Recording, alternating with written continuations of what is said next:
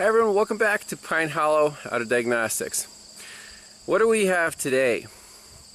Well, this car, it's 2006 Hyundai Tucson V6 4-wheel drive. Remember the video with Erico and the twisted camshaft? Yep, same engine, 2.7 liter. So I was out for a bike ride, just cruising the country roads, and I saw that one of my neighbors, he had this car sitting.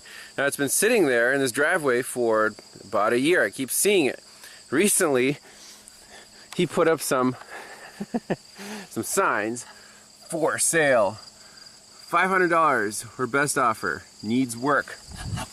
Obviously, I was kind of curious, so I stopped by or called him up. I'm like, hey, I saw that you had a car for sale. What's the deal? What kind of work does it need? Well, so he told me the car has 225,000 miles on it, and it has never let him down. It's reliable, just great, until his exhaust fell off. Like, okay. I did see in the back seat here, we have exhaust components. So it looks like the downstream cat, then the middle pipe, little muffler. So there's basically, you got the main muffler down here, but from that flange all the way to the front, there is nothing there. Like I said, is that the only problem? I said, well, when he took it to his shop and they quoted him like over $1,000 for the exhaust work, it also had an issue where sometimes it would be a crank no start. And then you let it sit for a little while and then it starts up. Like, oh, that's curious. It kind of piqued my interest a little bit. So, I'm like, well, can we get the car started? I just want to see if it runs on all 6 cylinders. Well, let's pop open the hood and I'll show you what I have to do. Alright, here's our legendary 2.7 liter. The battery was obviously completely shot, so I hooked up a jump pack, and then the negative battery cable started smoking right here where it was supposed to be connected. So this was right there, and basically that snapped off in my hand. I'm like, alright, needs a battery and a terminal.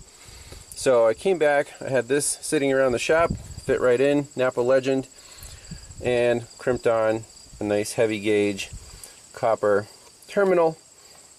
The car now cranks, and initially I just had the boost pack and I connected a jumper cable from the negative battery post to this metal support bracket, and the car cranked over a couple times, and then it actually fired up. It was super loud, but it fired up and ran. It ran smoothly. I'm like, okay, this is promising. So then, I thought it over, talked to the boss. I'm like, I just have a soft spot for these like one-owner vehicles that have been reliable, and then something takes them off the road, and the owner doesn't want to invest a lot of money into it. I'm like, I'm sure I could find a buyer for this. I don't need another car myself. I have a decent collection here. I was thinking maybe it could replace the legendary 89 MPV mountain bike adventure van, but this thing is a little small. Doesn't have a trailer hitch on it. It is 4-wheel drive, which is cool. Even the air conditioner worked when I first started it up. So I'm like, okay, you know what? I'll offer him $300 cash and at least save it from the scrapper, do the exhaust work, and most importantly, diagnose why it sometimes doesn't start. That basically for $300, we get a cool diagnosis and save a car from the scrapper.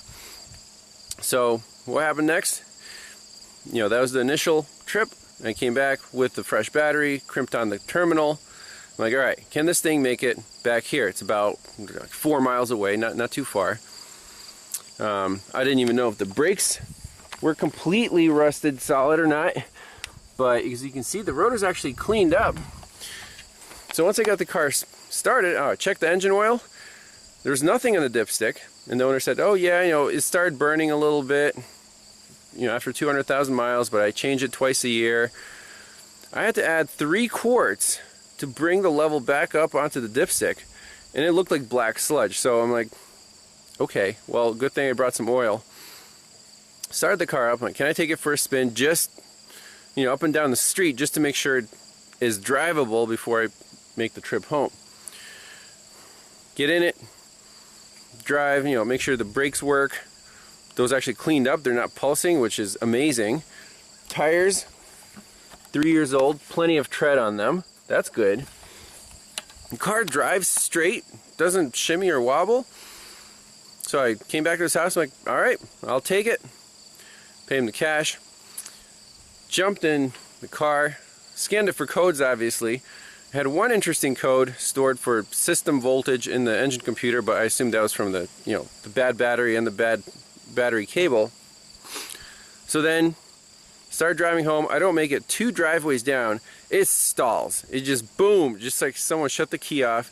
I coast into a little gravel parking lot, plug in the scanner, shut it off, turn it on. Same code comes back, P0560, system voltage low. Very interesting. So then a minute later, fires up. I'm like, I gotta get this thing home. It drives here, absolutely no problems. And then it was a crank no start the next day. So I'm like, all right, this is gonna be a cool diagnosis video. So where do we want to start?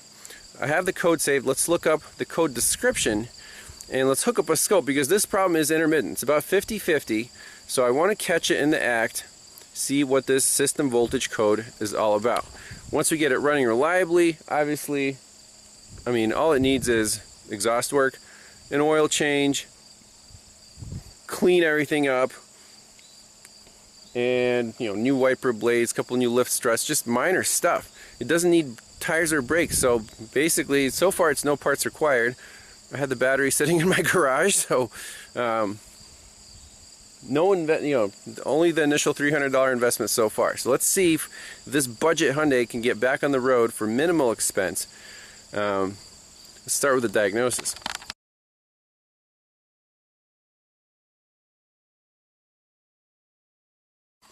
Okay, so let's look up some OEM service info. DTC P0560 system voltage. Main relay, okay, general description. ECM provides ground to one side of the coil of the main relay, and the other side is connected to the battery. ECM monitors battery voltage and the voltage after the main relay. Okay. The ECM measures the voltage from ignition key and from main relay respectively and compares two voltages. This comparison will watch if the main relay has switched and remains on after ignition key on, and if it has switched off after the ignition key off.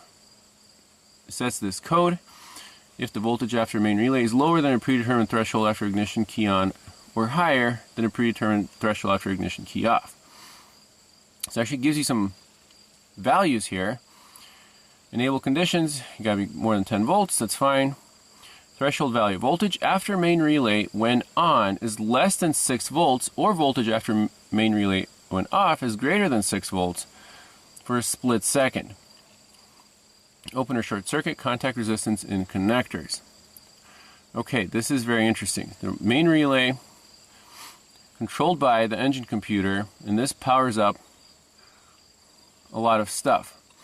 Obviously, go to a wiring diagram, and on the engine computer we have this, it has I think 5 connectors. But this one has hot and on or start, that's the ignition input. Then we have a constant battery power on this red, pin 7. And then 3 grounds. Okay. And finally, this is the engine control relay. And, fusible link powers up the control and load side. When the computer decides to turn the relay on, when you turn the ignition switch on, you get an input at this pin 1 on the orange wire. And then on pin, let's see here, where does this brown and where does black and orange wire go? That's the control for the relay, pin 8, pin 8, Comes down here, engine control relay, pin 23 on connector C30-2. It's a different connector than C30-1, which is all our main powers and grounds. So when that control pin is pulled to ground, this relay latches and it feeds a lot of stuff like injectors, sensor fuse. Then it comes over here, this white wire, so it goes back on wire 2 and feeds pink and white wires battery voltage right at the engine computer. So my game plan is to get a scope. We can even do, all 4 channels. I want to monitor as many of these circuits as possible. We can monitor this memory power, should be hot at all times, the ignition on power, orange wire, the relay power, pink or white wire, and one of the grounds. So 4 channels. Let's hook that up. Hopefully this car will act up, and we'll see if we satisfy these conditions where the voltage on from the relay is less than just on the orange wire. So this is battery voltage, and this is like less than 6 volts because of a connection problem, or the relay itself could be bad. That will definitely trip the code and cause the car to stall because the engine computer won't have the appropriate power. Now, in cases like this, where it's intermittent, even if it wasn't intermittent, and you suspect a bad connection somewhere, the last thing you want to do is start pulling relays, wiggling wires. You might fix it temporarily, but you will have no idea what you did to fix it. That's the worst case scenario. You want to hook up a scope in a nice, clean, dry location like the engine computer inside the car. While we're watching the voltages, we'll try to start it, see if we have all the necessary inputs. If we don't, we chase the problem from there. If we do, and the car starts, we'll have to wait for it to act up. So let's plug in the scope. Here's the PICO scope, 4 channels. We're probed into, the engine computer is right here. And on that connector, it's kind of hard to see, we got 4 piercing probes, and easier to see in the wiring diagram. So channel 1, blue, I'm just monitoring the memory power, constant battery feed on this red wire. Channel 2, the red channel, is this orange wire on start input. So whenever we turn the key to on or start, this should go high. Channel 3 is the power coming from that main relay, which is suspected.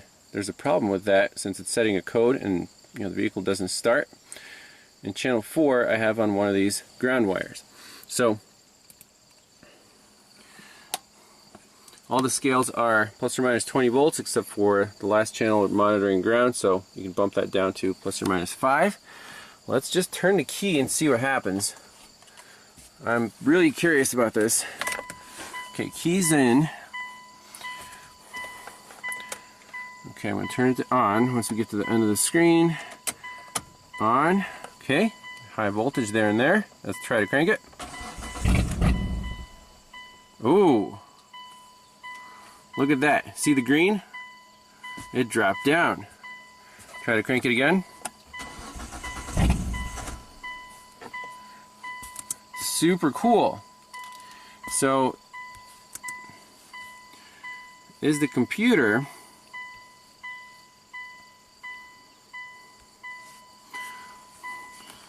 controlling this relay to turn off, or is there a bad connection somewhere? That's our problem. That's why this code is setting.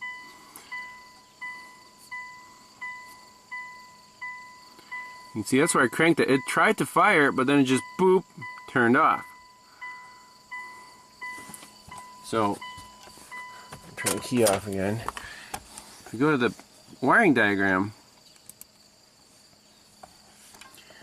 we're losing voltage on the relay output. However, we're not sure what's going on with the control wire for for the relay. So this black and orange, I really want to put a scope on that, and that would be connector C2, pin 23, engine control relay. If I can get to that, I want to put a scope on that, but we can see that at least our ground is being maintained, you know, maximum 1 volt when we're cranking, that's fine. The relay stays on and then just shuts off while we're cranking. I don't like that. So potentially could be a computer problem, but we need to be 100% and get the scope on that control wire right at the engine computer. I want to see what it's doing. Okay, well, before we try to start it again or reposition our leads, let's do one more experiment. So just key on, main relay is on, see that green trace. If I turn the key off, the main relay is supposed to stay on for a while, and then it turns off. So this is known good. That main relay is supposed to be latched on, you know, this is 10 seconds even after you turn the key off. What we saw was it was basically turning off when we were cranking it, and just that's why the vehicle doesn't run. So that kind of makes sense. Alright, here we go. Scope is rolling, so now channel 3 is going to be plus or minus 20 volts. And you can see it's high right now. It's waiting to be pulled down by the engine computer. So key on. It is pulled down. The relay's on. Oh, we saw a dropout right there. Let's crank it. Actually fired up.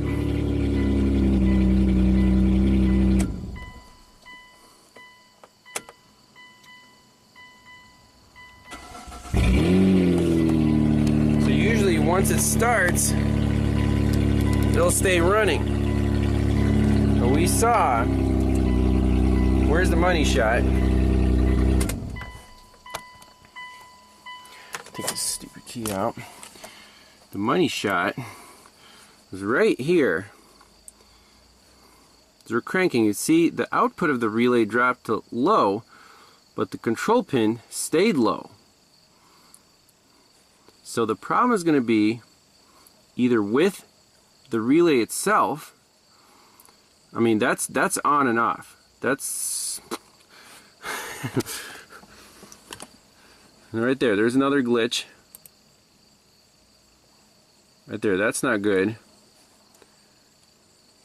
This is obviously not good. So we're almost done. The question is there a bad contact or a bad relay?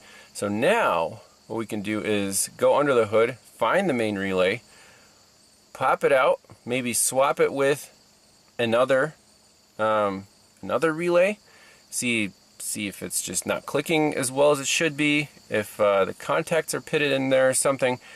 But something like this where it's almost a turn off, turn on,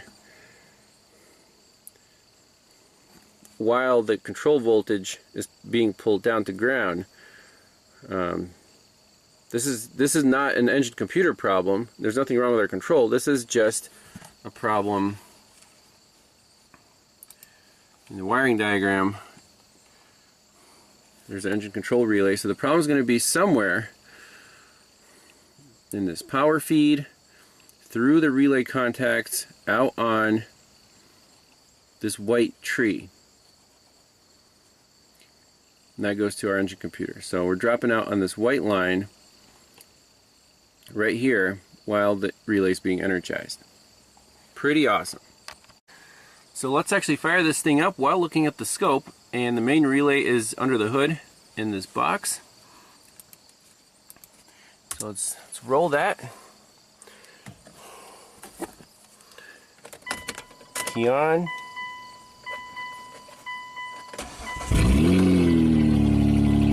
It fires right up. Now our relay output is fine. Okay, so we're looking at the scope.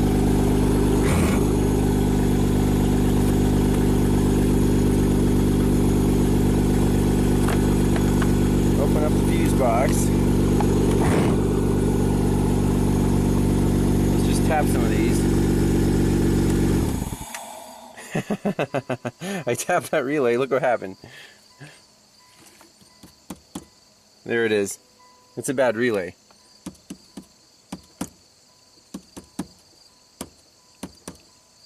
That's so cool. The control wire is fine. The relay itself is bad. So let's save that capture and then swap it with one of these. So main, start, maybe cooling fan. There's, well, maybe the start relay. But we need a new relay. If that's it, then perfect.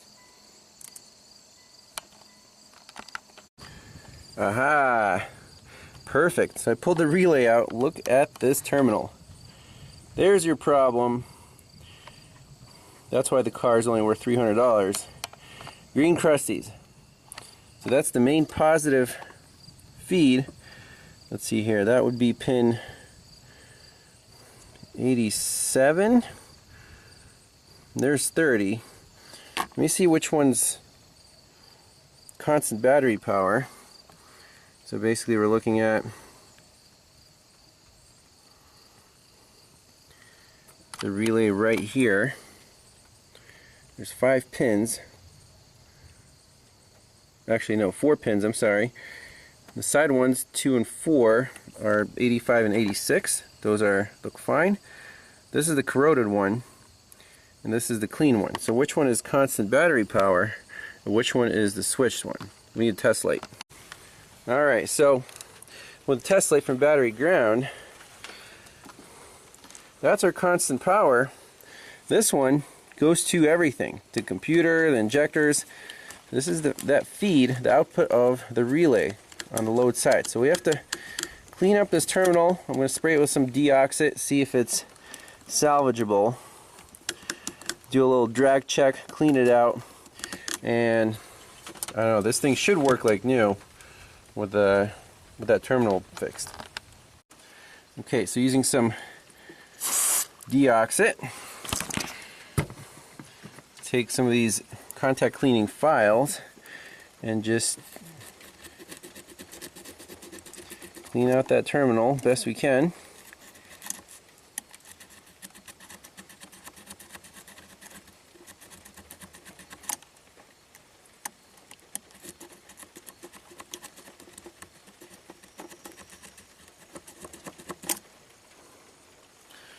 We can do a drag check with the AES Wave terminal kit, and that seems pretty decent to me. You can also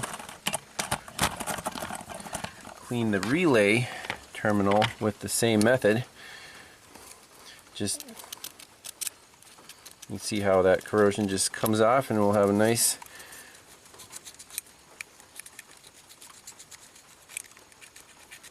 shiny relay terminal.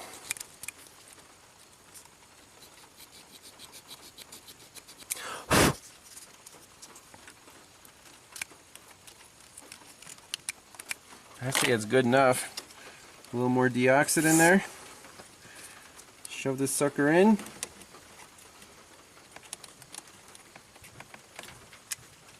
Now let's turn the key on, look at the scope, wheel that relay, make sure everything is just perfect. Alright, here we go. Focus on that green trace. It's raining, so the computer is inside the vehicle. I'm just going to wiggle this. Oh no, we're still getting dropouts.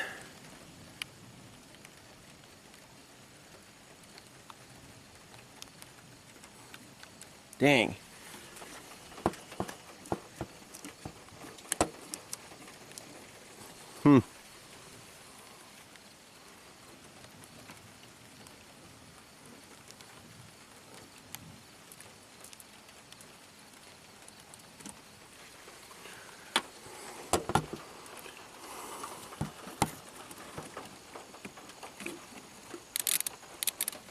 Control side is definitely good.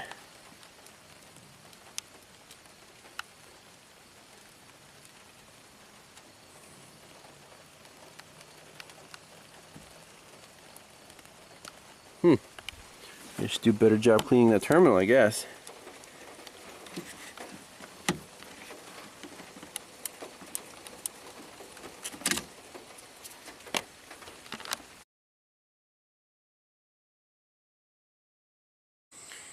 A little bonus footage on the Hyundai Tucson.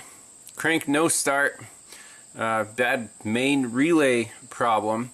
So remember, we cleaned the contacts, took the fuse box apart. Everything was good. Next day, I was, put the exhaust system back together. I was gonna fire it up. Crank, no start. I'm like, hey, you gotta be kidding me. We didn't fix the problem. So I took the main relay and swapped it with the starter relay right next door.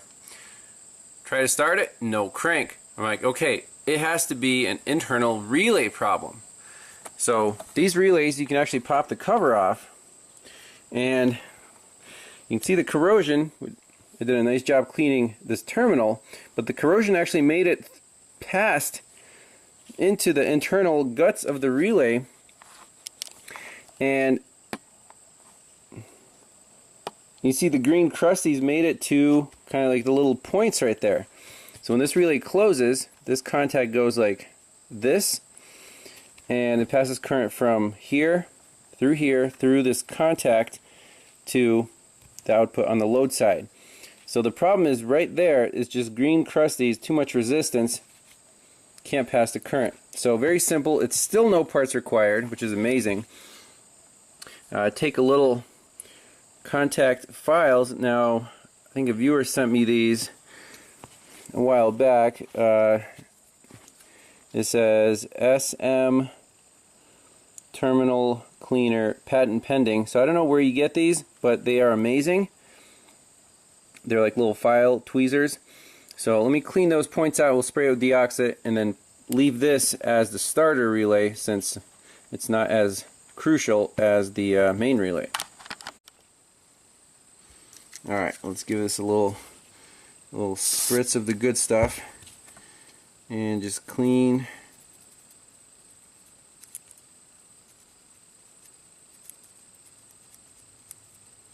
that gap real nice. Basically, you can squeeze the contact together and just rub the file between the points.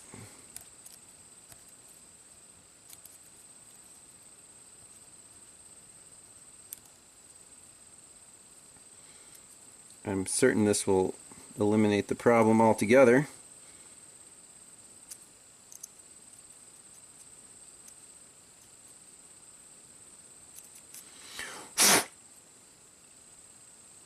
Oh yeah, nice and shiny now, right where it counts.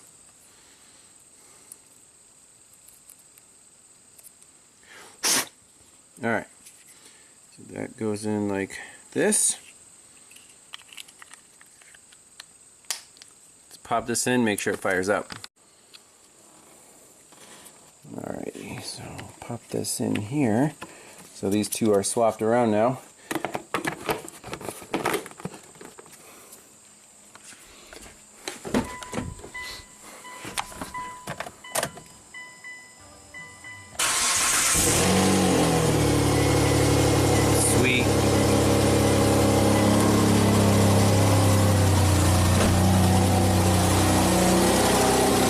Where's the exhaust leak? Right here.